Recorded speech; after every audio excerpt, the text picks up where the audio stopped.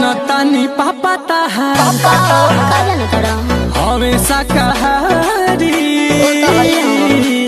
मुर्गा भुजाही बाकी तोहरे दुआरी कंगरी पे काई ताहर घर के पिछुआरी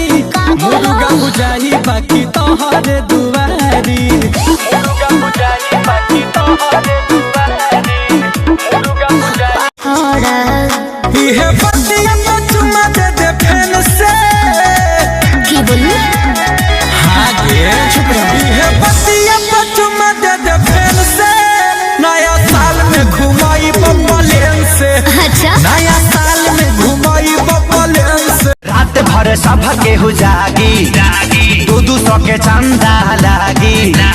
2000 भरी जुर्माना नया साल में घर जे भागी पीछे खेतानी में पार्टी होई कहने तानी के लिया तो खा के मुर्गा पी के बियर बोलल जाई हैप्पी न्यू ईयर।